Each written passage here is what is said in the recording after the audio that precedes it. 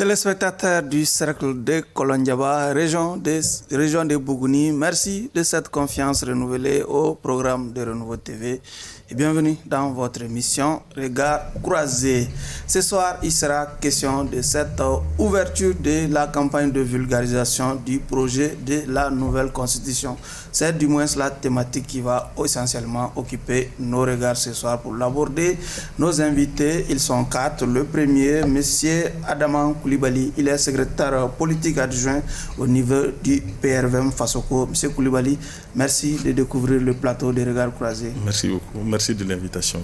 Deuxième invité, docteur Mohamed Kassoum Djiré, il est le président des Sentinelles du Mali.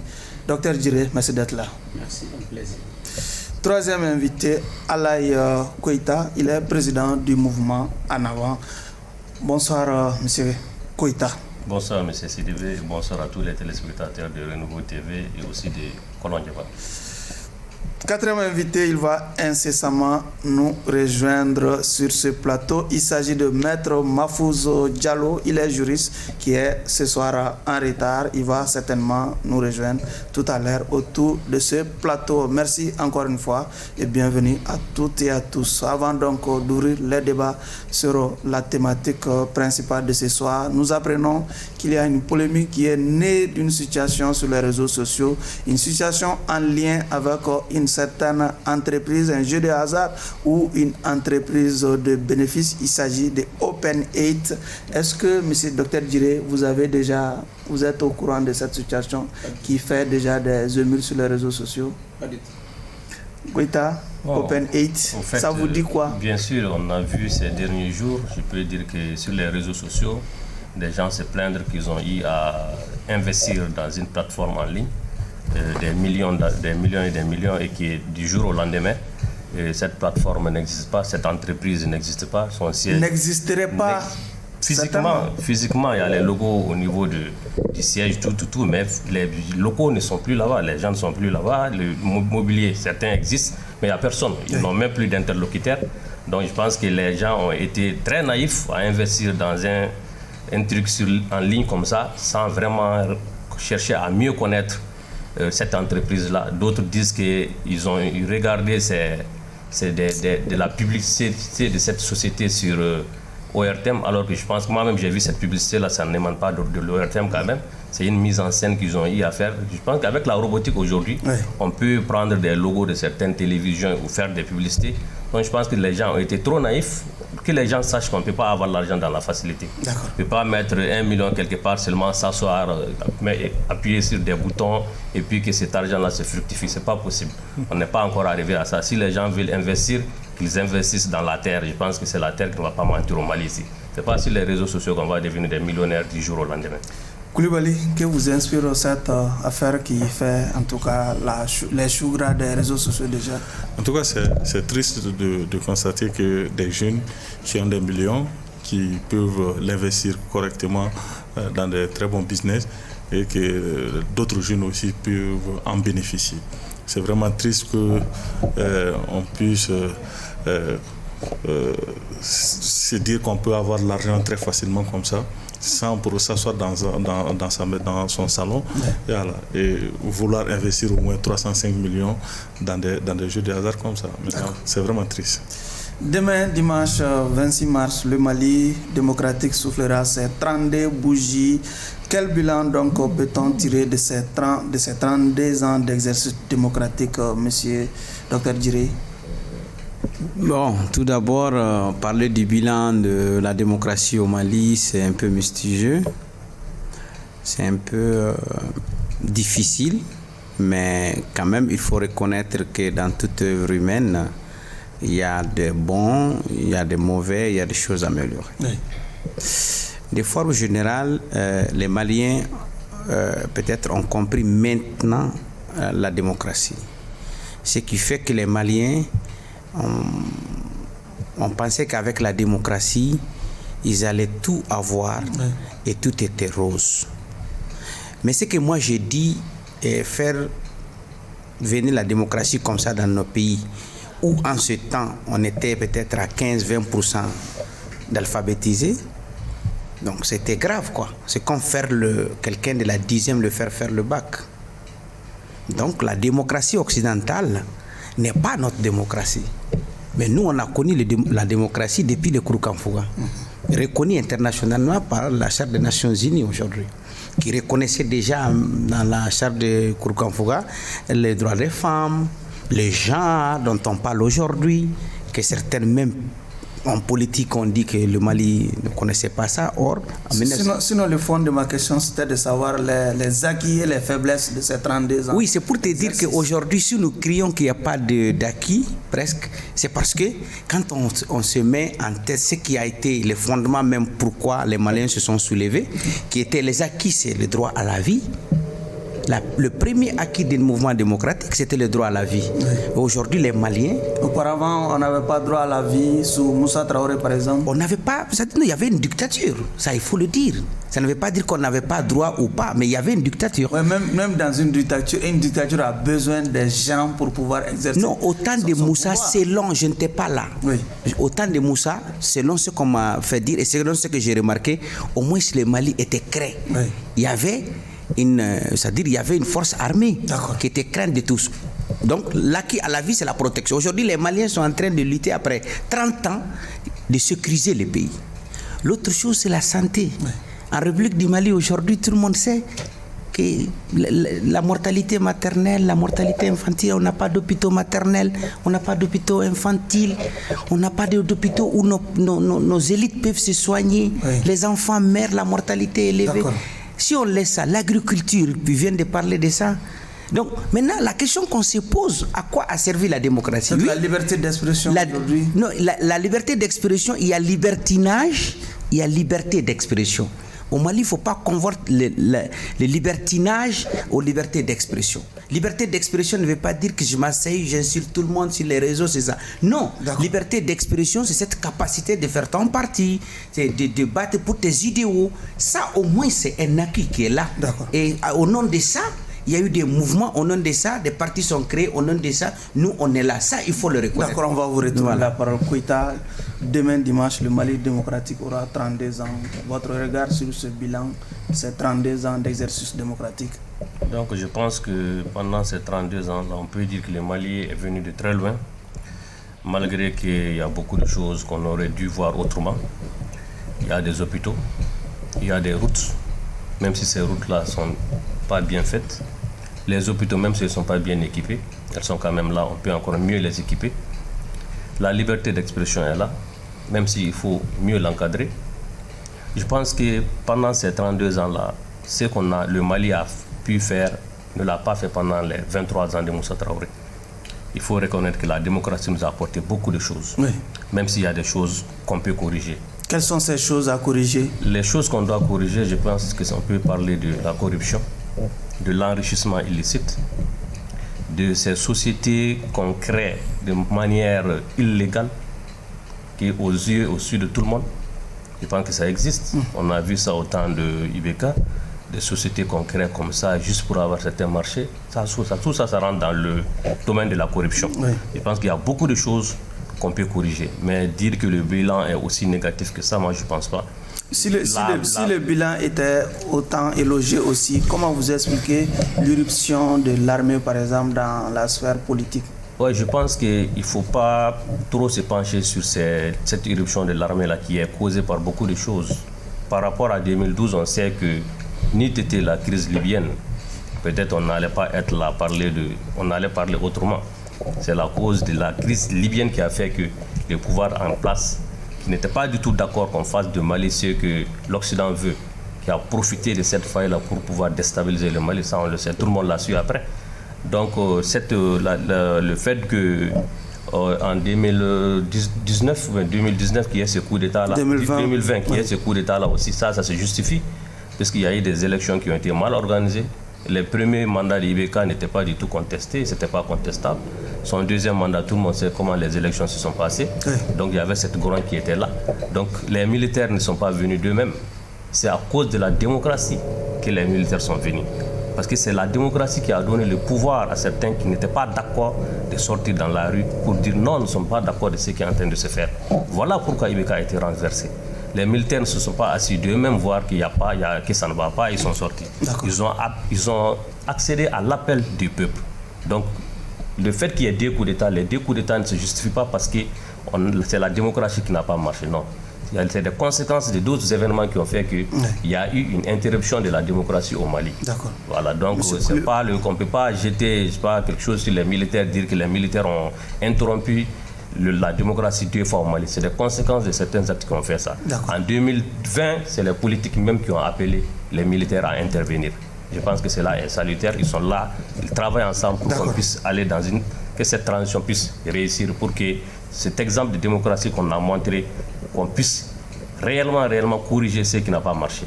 Monsieur Koulibaly, votre regard sur le bilan des 32 ans du Mali démocratique? Moi, je suis un peu d'avis contraire, parce que je dirais que les acteurs de la démocratie ont échoué. Ils n'ont pas pu redresser la barre comme les Maliens le voulaient. Ils n'ont pu apporter peut-être cette attente d'une vraie démocratie, du développement. Nous attendrons que 32 ans après, qu'on puisse léguer quelque chose de potable à la jeunesse, qu'on puisse montrer la voie du développement, du travail bien fait. Mais nous constatons chaque jour que le Mali régresse. Chaque jour que le Mali régresse. Et c'est pour cela que nous sommes aujourd'hui, nous pensons que de Modibo à Moussa, c'était mieux qu'aujourd'hui. C'est pour cela que nous voulons encore nous identifier à Modibo Keïta, nous nous identifions peut-être à des acteurs au ministre ou à des acteurs de la société civile de Moussa Traoré. Je crois que de 91 à aujourd'hui, il y a peut-être quelque chose qui ont été bien, qui sont peut-être la liberté d'expression, parce qu'on a constaté que oui, il y a cette liberté d'expression, même si on constate de ça et là qu'on n'est pas trop libre, mais nous constatons qu'il y a cette liberté d'expression, que les Maliens arrivent à parler, les Maliens arrivent à s'exprimer. Mais sur le plan développement, je crois que les acteurs ont complètement échoué. D'accord. Docteur Djiré, en disant qu'il y a effectivement la démocratie, les 32 ans, parmi les bilans, il y a ce qu'on appelle cette liberté d'expression. Est-ce qu'il ne faut pas aussi mettre un bémol à ce niveau quand on sait qu'il y a une certaine population malienne qui pense à tort ou à raison aujourd'hui que cette liberté d'expression est entravée? Peut-être j'en veux pour preuve l'arrestation d'un certain Razbach ou de la dame Madame Sidibé ou Rokiatou Doumbia. Est-ce qu'on peut faire un parallèle entre ces deux situations? Moi, je dirais que faisons attention. C'est ce que j'appelle le libertinage. Parce que quand on est en train de communiquer dans une liberté d'expression, c'est de défendre une idéologie dans laquelle ton peuple se voit. Ça fait plus d'une année. Et ces gens dont tu parles, ils font leur communication. Mais à un moment donné, si les autorités pensent, et puis si sur les réseaux, il y a eu des choses, bon, moi je ne me mêle pas de cela, mais moi je pense que ça, ce n'est pas une obstruction à la liberté d'expression. C'est plus ou moins de faire comprendre les choses comme ça. Je donne l'exemple en France. Russia Today a été fermé. Qu'est-ce qui s'est passé? Aux États-Unis, c'est la même répression qu'il y a eu. Donc, c'est pour dire qu'aujourd'hui, il ne faut pas qu'on vienne parler parce qu'il y a eu des recadrages contre certains libertinages de communication en République du Mali, que moi je pense que ça doit être contrôlé. Aujourd'hui, les Maliens en 80-90% sont en phase avec ce qui se passe. Aujourd'hui, les Maliens ne veulent même pas entendre que vous parlez mal de leurs dirigeants. Ce qui a coûté même le départ d'un ambassadeur, ce qui a coûté tout ce qui ça a coûté pour le peuple malien, des embargos et tout. Donc aujourd'hui, si des personnes, des individus au Mali continuent à ridiculiser tout un État, à parler des choses que vraiment, quand on essaie de démontrer, ça ne passe pas. Parce que ce qui a été dit, il faut aller jusqu'au fond de... Qu'est-ce qui a été dit? Voilà.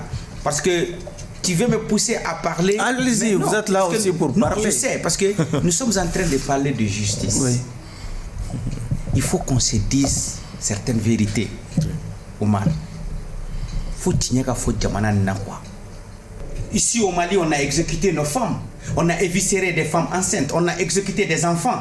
Au nom de ça, nous avons posé des plaintes aux Nations Unies qui prétendent défendre les droits de l'homme. On nous refuse ces droits aujourd'hui. Écoutez bien. on nous refuse de démontrer ces droits. Et aujourd'hui, ce sont ces gens, au nom des droits de l'homme, au nom de la liberté d'expression, que des personnes qui ont été interpellées dans leur pays. Ok, on va faire tourner la parole. S'agissant de M. Tapo, c'est vous qui le dites, hein, que l'intéressé l'aurait traité de... Non, c'est pas moi qui le dis, c'est les médias qui le disent. C'est lui qui l'a dit. Même si nous n'avons aucune preuve pour la preuve, corroborer. Quand il vous dit qu'il n'y a pas de preuve, oui, on peut filer. J'ai dit à mon niveau, nous ne disposons aucune preuve que l'intéressé a fait de telles affirmations. Allez-y. D'accord, moi je pense que la liberté d'expression, elle existe aujourd'hui. Même s'il y a des limites, on ne peut pas tout dire. Il faut savoir cela. Je pense qu'on a laissé à faire dire beaucoup de choses qu'on n'aurait pas dû. Donc c'est ce qui a amené tout ça. Donc les gens se sont laissés aller. On dit n'importe quoi, on dit n'importe quoi. La dame dont vous parlez, moi je l'ai écouté, peut-être on aurait dû l'interpréter quand il a insulté presque tous les Maliens. C'est ce jour-là qu'on aurait dû l'interpréter. Mais ce qu'elle a dit l'autre jour aussi, peut-être certains ne vont pas bien comprendre, puisque c'est des successions de choses. Oui. C'est des successions. Chaque fois que tu es assis, tu dis des choses, ça s'accumule. C'est comme le foot. Tu peux faire beaucoup de fautes, on ne te donnera rien, mais tu vas faire une faute qui ne mérite même pas un carton, on va te donner un carton. Donc pour elle, vraiment, je pense que c'était utile et nécessaire à un certain moment, oui, qu'elle sache qu'on ne doit pas tout dire. On ne peut pas s'asseoir devant un micro, prendre du forfait et dire n'importe quoi. Parler de vie chère. On sait que la vie est chère partout aujourd'hui. Ce n'est pas seulement au Mali. Même si elle est beaucoup plus chère au Mali, elle est chère.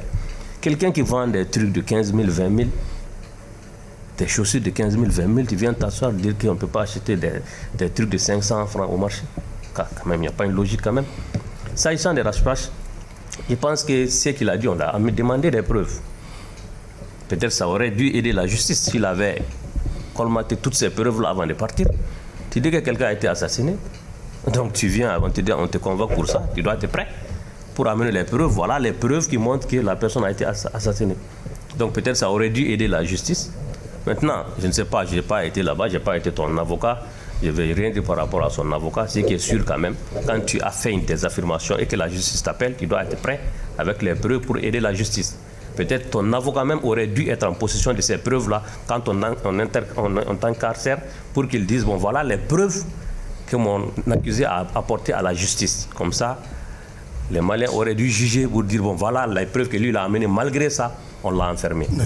Mais sans ça soit dire que quelqu'un a été assassiné, surtout on est dans une situation très très instable aujourd'hui.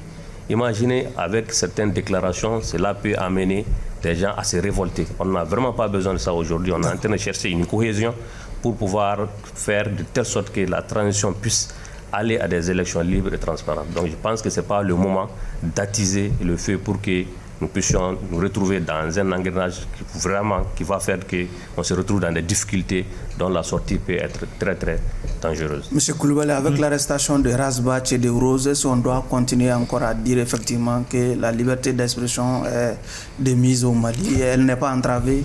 Non, je crois que la liberté d'expression n'est pas entravée. Je pense quand même que voilà qu'on est sur ce plateau pour dire ce qu'on pense de la gestion du pays.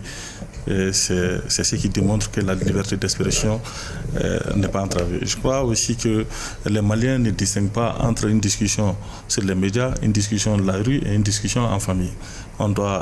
Les trois discussions sont vraiment très différentes. On ne peut pas venir sur un plateau de télé ou autre pour faire une discussion de rue. Il faut vraiment savoir parler et il y a des endroits, il y a des choses qu'on ne doit pas toujours tout dire. On ne peut pas tout dire, même en famille, on ne peut pas tout dire. Même au grain, même avec les amis, on ne peut pas tout dire. Je crois que cette constatation, il faudra le faire et faire cette différence qui est vraiment très grande entre les discussions. La gestion d'un pays ne se fait pas par rapport à des coups de gueule, mais la gestion d'un pays se fait par des preuves. Et si quelqu'un a des preuves par rapport à quelqu'un, par rapport à une personnalité, par rapport à un État, je crois que par rapport à l'État, il sait là où il peut amener les documents et il sait là où il peut partir pour déposer des plaintes.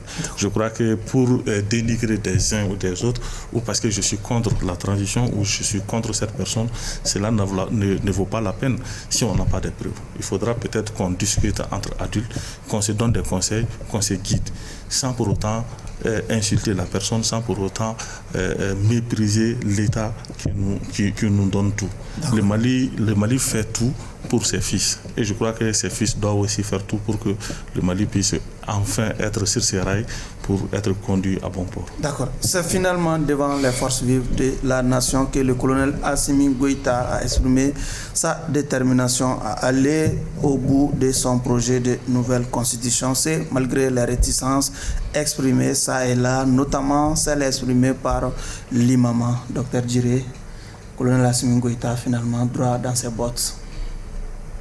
Bon, vraiment, on peut dire que le président a déposé toute sa confiance aux forces vives de la nation. Le président a parlé avec détermination, avec confiance et avec cohérence. Et il dit, je cite, Mali teke batemesrae tout. Avec cette nouvelle constitution. Avec cette nouvelle constitution que moi, en tant que président, j'approuve et je demande à ce que vous, une fois que vous retourniez dans vos villages, dans vos fractions, dans vos hameaux, puissiez faire le bien. Et je pense que si ça passe, que moi j'ai déjà donné mon cutis pour le oui, je pense que le Mali ne serait plus... Vous êtes en train de citer le colonel Assimi Goïta. Voilà, je cite le colonel Akoko, c'est-à-dire Mali teke batemesrae quoi. Donc on est en train de parler de ça tout de suite. Démocratie, 90 ans, 32 ans. C'est le peuple malien qui a demandé dans des assises nationales de refondation d'aller vers une nouvelle république. Et d'ailleurs, moi je l'ai dit, depuis le 14 mai à la mairie centrale 2020, nous sommes de ceux qui l'ont dit depuis quand les gens pensaient que c'était une utopie. On a dit que pour que le Mali renaisse, pour qu'on ait l'extrait de naissance du Mali nouveau, il faut passer à une 4e république. Mais ça n'a pas été facile, il y a eu des discussions, on a dialogué, on a analysé et aujourd'hui les Maliens dans leur majorité sont d'accord qu'il faut aller vers une nouvelle constitution. Donc le président a donné cette assurance que le Mali ne serait jamais la risée du monde. Deuxième des choses, comme Mali teke Samasogoy, ça veut dire que le Mali ne serait plus ce pays-là où chacun vient, il prend sa part, il s'en va. Il s'en fiche de ceux qui sont les Maliens. Oui. Donc, moi, j'ai retenu ces 2 mots. Et ce que je retiens encore est que en sortant, les autorités, les gouverneurs se sont exprimés. Tout le monde était d'accord que vraiment, cette nouvelle constitution est une émanation du peuple. Cette nouvelle constitution a eu 3 tentatives. Donc, aujourd'hui, il faut que les Maliens, on se fédère, comme il l'a dit, c'est l'essentiel. Et l'essentiel aujourd'hui, c'est donner le baptême de feu du Malikoura qui est à travers le référendum. D'accord. Colonel Assimi Goïta, déterminé à aller jusqu'au bout finalement, malgré les critiques et les réticences. Bon, je pense que les critiques ne vont jamais finir. Même moi, quand j'avais lu une première fois le document, j'ai émis des critiques parce que c'était toujours en phase d'élaboration. Peut-être ces critiques-là auraient pu tomber dans l'oreille de bonnes oreilles pour qu'ils puissent corriger certains trucs. Mais je pense qu'actuellement, on n'est plus à cette étape. On est à une étape où il faut penser à la divulgation du document. Et je pense que je me suis attelé à cela depuis quelques jours à travers TikTok. Je pense que chaque soir, je vais lire une partie du projet de constitution pour que ceux qui n'ont pas le temps et ceux qui ne peuvent pas lire aussi puissent au moins s'accaparer du document. L'objectif aujourd'hui, ce n'est pas de dire je suis d'accord, je ne suis pas d'accord. Je pense qu'on a dépassé cette phase-là. L'objectif, c'est que le maximum de Maliens puissent savoir ce qui se trouve dans les documents. Je pense que ceux qui ont eu la chance d'aller à l'école, qui peuvent lire les documents, doivent vraiment tout faire. Que tous les partis politiques puissent accepter cela. Aller à la divulgation du document. Cela ne peut pas seulement se faire avec les autorités coutumières.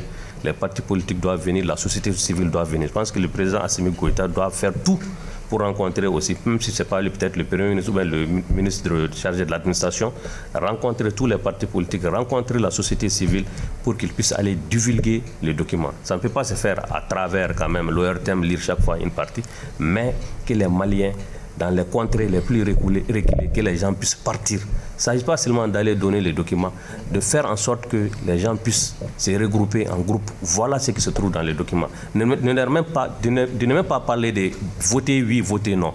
Qu'est-ce qui se trouve à l'intérieur du document? Je pense que c'est fondamental actuellement pour qu'on puisse parler de cela.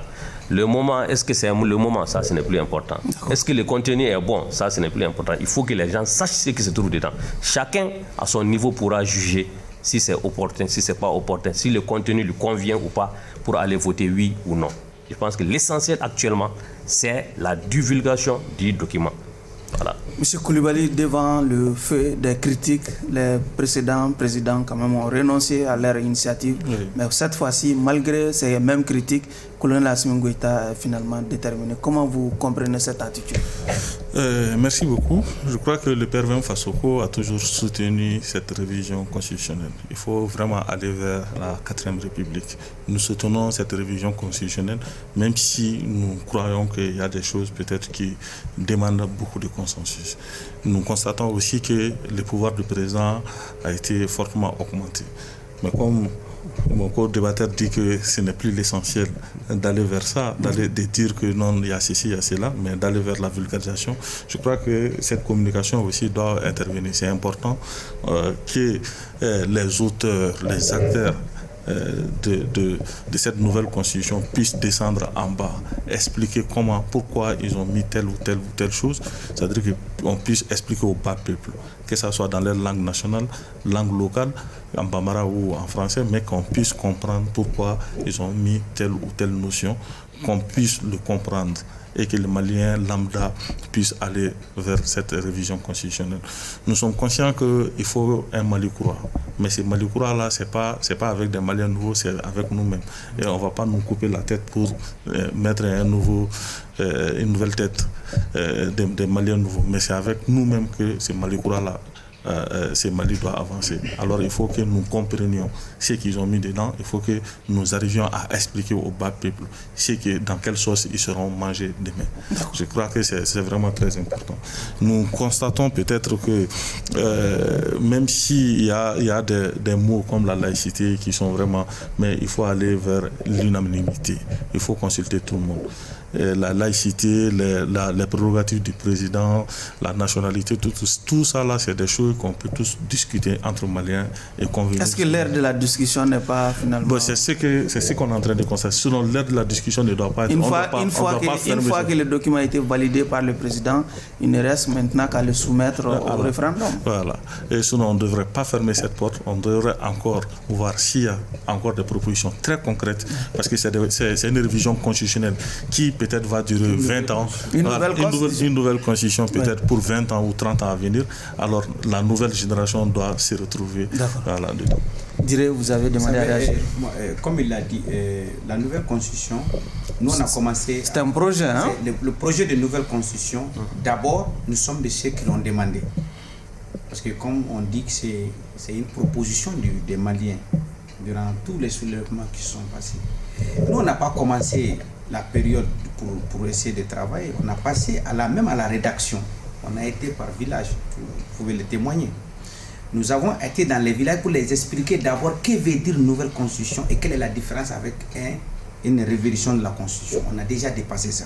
Aujourd'hui, les Maliens savent pourquoi ils vont en nouvelle constitution et qu'est-ce qui est changé dedans, pourquoi ça a été changé et pourquoi dans la finalisation, il y a eu un consensus. Ceux qui n'étaient pas d'accord complètement ont accepté d'aller dire pourquoi ils ne sont pas d'accord.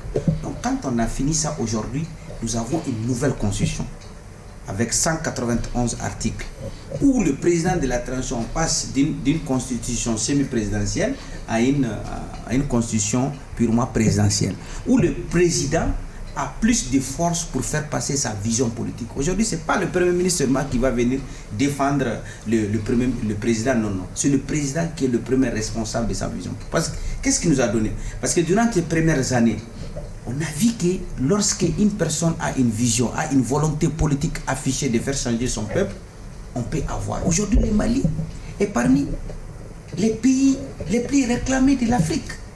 Aujourd'hui, le Mali, il est fier d'être malien. Aujourd'hui, notre armée, ce n'est plus une montée en puissance, sinon l'armée malienne est en puissance déjà. Nous sommes la 3e puissance de feu. Nous acquisons des drones. Malgré notre guerre, malgré les sanctions, malgré la pandémie, malgré la pauvreté, le Mali arrive à payer les fonctionnaires, à augmenter les salaires des fonctionnaires, à armer l'armée, à sensibiliser sur les droits de l'homme et à faire face à ce terrorisme médiatique, diplomatique de la communauté internationale. Tout ça, ça s'est fait en temps record en 2 ans. Donc c'est pour cela que les Maliens ont dit de donner cette confiance au président. Parce que c'est à nous maintenant de choisir le président. Donc nous, on ne doit plus être là pour demander s'il y a référendum ou pas. Nous, on va pour le si. Le si, pourquoi? Comme l'a dit le président lui-même, Malika Wolosebe, Malikura, Pekoko, Malikura, on est sentinelle Malikura. Nous parlons des sentinelles Malikura. Nous veillons sur le Mali nouveau. D'accord. Donc l'extrait de naissance de ce Mali nouveau, c'est la nouvelle constitution. Donc maintenant, ceux qui ne sont pas d'accord, nous sommes partis envers eux. Et notre rôle maintenant, c'est d'aller sur ceux qui ne sont pas d'accord pour les convaincre. Parce que pour nous, il faut être des convaincants convaincus. Ok. Mais il y a également beaucoup de Maliens qui ne sont pas d'accord avec ce projet. Parmi ces Maliens, il y a ce qu'on appelle les syndicats des magistrats qui ont donné leur désaccord. Il y a également l'appel du 20 février et il y a l'importante association Limama, par exemple. Bon, je pense que tout ceci, leur désaccord se situe peut-être à un certain point. Peut-être à l'imama par rapport à la laïcité. Oui. Et pourtant, cette laïcité était dans l'ancien. Qui a appelé les gens déjà à voter contre. À voter contre. Oui, c'est toujours un référendum. Il y a toujours d'autres qui vont appeler à voter oui, d'autres vont appeler à voter contre. Maintenant, quelle proportion et qu'est-ce qui va être l'ampleur de ce nom-là? Donc la sentinelle est là pour dire voter oui, l'imama est là. Peut-être ils n'ont pas dit, même s'ils vont appeler à voter oui, non. Peut-être ça va être à une certaine proportion. Si on regarde aujourd'hui ceux qui sont d'accord avec le oui, pas le oui, même avec la transition déjà, on sent même que où est-ce que ça va basculer. Si c'est le oui qui va aller ou bien c'est le non qui va aller. Mais moi, ce que je pense que l'essentiel aujourd'hui, c'est pas d'appeler aux gens à voter oui ou non, mais dites aux gens ce qui se trouve dedans. Moi, je pense que c'est fondamental. Au lieu de dire à quelqu'un va faire ça, va faire ceci, voilà ce qui se trouve dedans, voilà ce qui a été proposé. Cette transition que nous sommes en train de soutenir pendant toutes ces années, voilà ce qu'elle nous propose. Le Mali dont vous dites que vous êtes fiers aujourd'hui, à cause de ces dirigeants, voilà ce que les dirigeants là nous proposent. L'ère n'est plus à la critique du document, l'ère est à la divulgation du document. Montrer aux gens ce qui est dedans, de leur propre gré, s'ils comprennent que c'est utile, c'est nécessaire, ils vont voter oui. Mais appeler, que des mouvements appellent à voter, non, moi je pense que les magistrats, c'est peut-être parmi les élites de ces pays-là, ils sont au nombre de combien? Et je sais que même si les syndicats demandent de voter oui ou bien non, c'est sûr qu'ils ne vont pas seulement aller comme des robots voter pour les syndicats, ils vont d'abord lire les documents, peut-être ils ont déjà fini de lire certains, donc ils vont voter convaincus. Et l'imam aussi, je pense que c'est la même chose. Ça ne va plus être en 2012 ou bien 2013 où on l'a appelé à voter seulement. Les gens ont compris ce que c'est maintenant. L'appel de ces mouvements-là, je pense que ça ne va plus compter au Mali actuellement. Chacun va juger de l'utilité de la chose qu'on va proposer et de voter de son propre gré si c'est oui ou non. Il y a l'appel du 20 juin aussi. Oui, l'appel du 20 juin. Du 20 février, je veux dire. L'appel du 20 février représente quoi au Mali aujourd'hui? Si on doit mettre sur une balance, tout le monde sait ce qui se trouve dans l'appel du 20 février. Ça quand même, disons-nous la vérité. C'est vous qui le savez. Oui, nous on le sait, on est quand même sur l'échiquier politique quand même, on sait, on voit il y a quel parti dedans, il y a quel mouvement dedans. L'appel du 20, même s'ils appellent, je sais qu'au stade du 26 mars ou même pas au boulevard de l'Indépendance, ils n'oseraient pas appeler les gens là-bas pour dire qu'ils vont faire un petit meeting, ça c'est pas possible. On a vu même comment ça s'est soldé, c'est pas quelque chose qu'on a souhaité ou qu'on aurait souhaité. On a vu même le meeting, comment ça s'est passé. C'est quand même regrettable que la maison de la presse soit saccagée de telle sorte. Mais je pense que l'appel du 20 février ne pourra pas avoir un poids politique par rapport à ce référendum, qu'on vote oui ou non. Des gens qui étaient peut-être même prêts, il y a de cela 3, 4 ou 5 mois, à dire même qu'il n'y a même pas de référendum, qu'on puisse aller directement à faire tout. Et si ces mêmes personnes viennent dire aujourd'hui qu'il ne faut pas qu'il y ait le référendum, c'est quand même regrettable. Donc je pense qu'il n'y a pas quelque chose qui pèse à côté pour que ce référendum-là, le non puisse l'emporter. Mais ce qui est important pour moi, la divulgation. Que tous les Maliens s'accaparent du document, aller expliquer à leur niveau, quels que soient les moyens, pour que les gens puissent savoir ce qui se trouve dans les documents et que de leur propre gré, ils choisissent. Monsieur Koulibaly, quel avenir pour ce projet quand on sait qu'il y a des réticences qui sont véritablement exprimées? Je crois que le projet a une belle avenir devant lui, parce que la plupart je veux dire que la plupart de la société civile en général que le président vient de recevoir, voilà, c'est-à-dire que la société civile soutient ce projet de constitution. Et nous, au niveau du PER20 Fasoko, nous voulons juste que le consensus. Nous soutenons le consensus, nous soutenons à ce que, comme il vient d'expliquer, qu'on puisse expliquer à la population malienne, qu'on puisse dire ce qui est dans ce projet de constitution et qu'on soit d'accord ensemble, même si ça sera très difficile que tout le monde soit d'accord, mais que la majorité au moins puisse comprendre ce qui est dans ce projet de constitution et qu'on puisse aller de l'avant. C'est-à-dire que le projet de constitution, ce n'est pas pour ni un parti politique, ni la société, mais c'est pour l'ensemble de la population malienne, du peuple malien. Maintenant, si le peuple malien accepte ce projet de constitution, je crois que même dans 5 ans, dans 3 ans, on peut encore réviser. Mais pour le problème, c'est que le cas malien est très difficile, que dans 5 ans, on va aller encore en référendum pour sortir de quelque chose, pour ajouter d'autres articles. Mais je crois quand même que si le Malien est d'accord, je crois que le PER20 aussi soutient ce projet d'accord. Maintenant, tout dépend de ce consensus. Docteur Djiré, oui. Déjà, ce projet, comment finalement convoquer ce référendum dans ce contexte d'insécurité? Beaucoup de Maliens se posent cette question aussi. Oui, vous savez, il y a une exigence. Il y a une exigence des populations, de la communauté internationale à aller vers des élections. Au départ, les autorités ont expliqué à la communauté internationale, aux forces vives de la nation, je parle là des partis politiques, société civile, légitimité, qu'aller à des élections sans faire les réformes politiques et institutionnelles et d'aller directement à l'erreur. Donc ça a été arraché. Les gens ont accepté. Mais aller à ces référendums-là, c'est parce que nous sommes unanimes qu'il y a de l'insécurité. Mais l'État est en train de travailler. Je viens de Gao. Qu'est-ce qui se passe aujourd'hui? Ce qui se passe, c'est que l'État même est en train de former les poules pour que les militaires sachent que déjà vous êtes en train de sécuriser les populations, mais en même temps, vous préparez pour les référendums, les séances prochaines. C'est pour cela qu'on n'a pas dit encore dans quelle date nous irons à des référendums. C'est la communauté internationale qui est en train de nous pousser à aller des élections. La communauté nationale, mais ce n'est pas qu'on va aller parce que les gens nous poussent, mais c'est des exigences même du moment qui nous poussent à aller vers des élections. La première élection d'abord, c'est d'aller vers le référendum. Maintenant, qu'est-ce qu'il faut faire?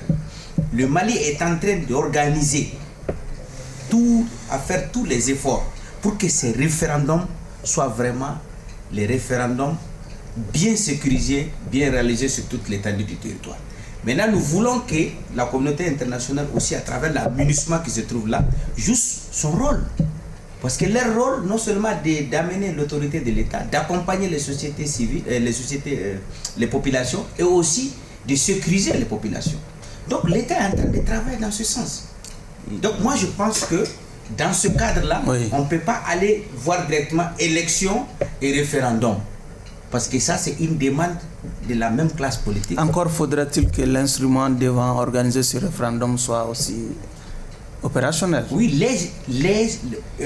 même aujourd'hui, je lisais que on est en train de mettre l'EJ dans toutes les régions et dans tous les cercles. Donc, directement avec le référendum, c'est la mise en place de l'EJ. Donc, cette mise en place de l'EJ, là, c'est ce qui va préparer le référendum, en fait.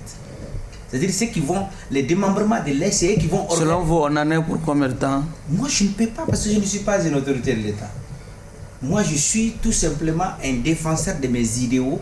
Et mes idéaux aujourd'hui se voient dans cette transition qui est de faire en sorte qu'on ait un Mali nouveau. D'accord. Donc moi, je suis de ceux qui pensent, et je résume, que nous ne devrons pas attendre l'État pour divulguer, pour aller envers les populations lambda, les expliquer la nécessité absolue d'aller envers cette nouvelle, la nécessité de comprendre le contenu de ces nouvelles constitutions, la nécessité de fédérer les uns et les autres et comprendre toujours qu'on n'aura jamais ce qu'on appelle les 100% pour le oui.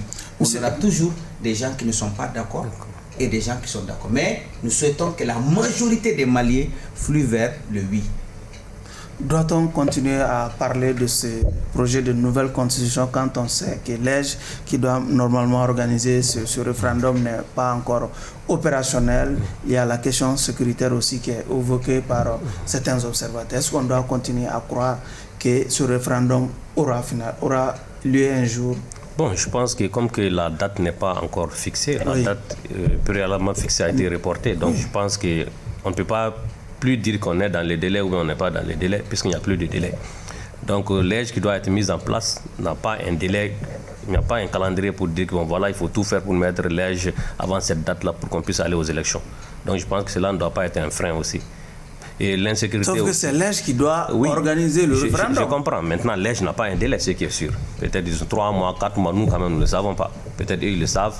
Et puis mettre en place l'EJ dans les régions hautes, là, ça, ce n'est pas des trucs qui peuvent dépasser même 2 semaines. On appelle les gens, chacun donne quelque chose et puis on met un bureau. Mettre en place un bureau, ce n'est rien, ça. Même en 1 semaine, on appelle les gens, on met en place un bureau. Et de la même manière, en un mois, moi, je suis sûr et certain qu'on peut mettre l'EJ dans les régions, dans les cercles, et même si ça doit aller dans les communes. Ça ne doit pas être un frein pour qu'on puisse ne pas le faire. Et puis l'insécurité, je pense qu'on se focalise trop sur l'insécurité. Dire que bon, s'il y a l'insécurité, est-ce qu'on pourra organiser? Il y a tellement d'élections qui sont organisées pendant une période d'insécurité, presque partout dans le monde. On l'a vu, en Irak, en Libye. La Libye était divisée en 2 et pourtant il y a eu des élections. Ils ont un président qui est reconnu par la communauté internationale. Donc selon vous, rien ne va justifier un éventuel report de l'élection présidentielle pour les raisons de sécurité. Rien ne doit justifier cela. On peut aller au référendum, même s'il y a l'insécurité. Quand on ne va pas aller au référendum, en mettant en cause l'insécurité, ce sont les mêmes acteurs politiques qui vont venir dire qu'il faut respecter le délai de la transition, il faut faire ceci. Et c'est les mêmes qui vont dire qu'il y a l'insécurité, on ne pourra pas organiser l'élection référendaire partout. Ce qui est sûr, on ne pourra pas l'organiser partout. Même si il y avait la sécurité partout, les gens même ne vont pas aller voter dans certaines localités. Le taux de pourcentage, je suis sûr et certain, va être trop faible. En 2013, on a vu le taux. En 2018, c'était pareil. Les gens ne votent même pas trop. Donc, mettre l'accent sur l'insécurité et la mise en place de l'EJ pour dire qu'on ne pourra pas aller à ce référendum-là, je pense que ça, quand même, ce n'est pas une vérité qui est là. Je suis sûr et certain qu'en un mois, on peut mettre l'EJ au niveau sur toute l'étendue du territoire. Et cette élection référendaire peut se tenir s'il y a la volonté politique qui est là, et je sais qu'elle est là, elle pourra se tenir dans les délais que la transition va fixer. Monsieur Coulibaly, vous partagez l'optimisme de votre voisin? Oui, je partage également son optimisme. Je crois que les élections, on peut le tenir. Il faudra aussi... On parle surtout du référendum. Oui, le référendum, on peut le faire. Je crois qu'il faut nous dire d'abord dans quelle localité on peut voter. C'est-à-dire que si on connaît les localités, où l'insécurité n'est pas aussi grandiose et autres, je crois que les gens, les politiciens, les gens qui sont contre ou les gens qui sont pour peuvent se faire déjà une idée sur des localités qui vont voter. Il faut les faire et on n'a vraiment pas droit à l'erreur cette fois-ci. Il faut tenir de cet référendum, il faut faire des élections législatives. Il faut encore en 2024, on a besoin de cette élection présidentielle pour que les Maliens puissent au moins aller de l'avant. Ok. Votre dernier mot? Mon dernier mot, c'est appeler tous les Maliens à se donner les mains. Il y a eu beaucoup de demandes, il y a eu beaucoup de revendications, mais nous sommes au moment, c'est-à-dire au dernier rond-point pour que le Mali Koura ait le jour. Donc, appeler les Maliens à lire le projet de nouvelle constitution, à divulguer et à s'approprier de ce nouveau projet pour qu'on puisse ensemble faire ce référendum en paix et pour que le oui puisse passer. Ok. Koïta? D'accord, mon dernier mot va d'abord à l'encontre du Renouveau. Merci pour l'invitation. À l'endroit, hein? L'endroit Vous êtes à l'encontre. L'endroit des Renouveau par pour cette invitation. Et dire que vraiment, le projet de loi de la nouvelle constitution, presque tous les présidents l'ont tenté, ça n'a pas marché. Je pense qu'on est dans une situation exceptionnelle. Il faut que les Maliens se donnent les mains, qu'on pense à la divulgation de ce document. Tu n'es pas obligé de dire à quelqu'un de voter oui ou non. Mais l'informer, s'il ne peut pas avoir cette information-là, je pense que ça doit être fondamental. Que tout le monde, qu'on ne pense pas à l'insécurité, qu'on ne pense pas à la mise en place de l'EJ, qu'on n'attende rien, qu'on n'attende pas aussi la date de cette élection référendaire. Que dès à présent, qu'on s'approprie les documents pour que le maximum de Maliens puissent connaître le contenu. Je pense que cette fois-ci, nous n'avons pas droit à l'erreur. Si cette élection ne se fait pas, c'est qui est sûr que ça va jouer sur tout le reste du calendrier. Si ce n'est déjà pas le cas, Donc c'est sûr qu'on veut que la transition prenne fin en 2024 et cela n'est nécessaire et cela n'est faisable que quand on va aller à cette élection référendaire-là. Donc tous ceux qui vont faire pour que cette élection référendaire n'ait pas lieu, qu'ils sachent qu'ils sont en train de tout faire pour qu'en 2024, on soit toujours dans cette transition-là, qu'ils vont continuer certainement à combattre pour dire que les délais doivent être respectés. Donc que les Maliens se donnent les mains pour qu'on puisse aller à cette élection référendaire. Merci. Monsieur Koulibaly.